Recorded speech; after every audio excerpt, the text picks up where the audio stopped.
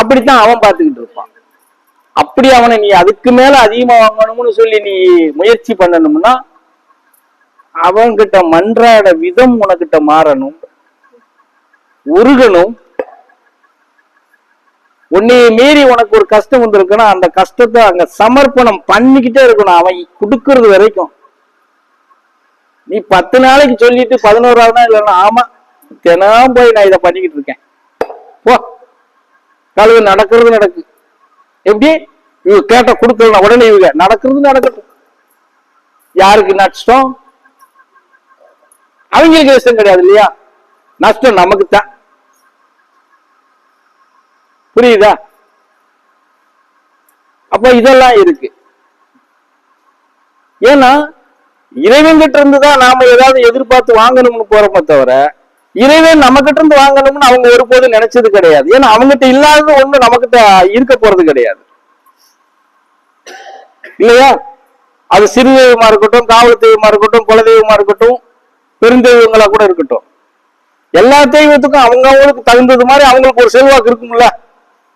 உங்ககிட்ட இல்லாதது அவங்ககிட்ட தான் இருக்கும், அவங்ககிட்ட இல்லாதது உங்ககிட்ட எதுவும் இருக்க போறது இல்லை. அப்ப நீ கோவிச்சுக்கிட்டா யாருக்கு நஷ்டம்?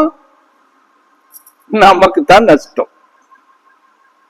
இந்த சாமி சரியில்லை, அந்த சாமியை போய் பார்ப்போம்னா பாரு,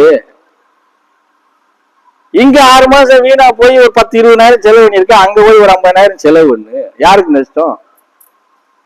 உனக்கு தான் நஷ்டம். இது தெரியாம நாம அங்க போனா பணக்காரன் ஆயிரலாம், இங்க போயிருந்தா பணக்காரன் ஆயிரலாம் அப்படின்னா நடக்கவே நடக்காது. அப்படி உன் கஷ்டத்தை தீர்க்கணும், உன்னுடைய நிலைப்பாட்டை மாத்தி அமைக்கணும், அப்படிங்கிற ஒரு நிலைப்பாட்டை உருவாக்கணும்னா அது சிவசித்தாந்தம் சித்தர்களுடைய நிலைப்பாட்டுக்குள்ள நின்றாலும் மாத்திரம்தான் அந்த மாற்றத்தை காண முடியும். அதுவும் உடனே நீ கண்டுருவ அப்படின்னாலும் ஏமாந்துருவ. இங்கேயும் பொறுமையாதான் பயணம் பண்ணணும். புரியுதா?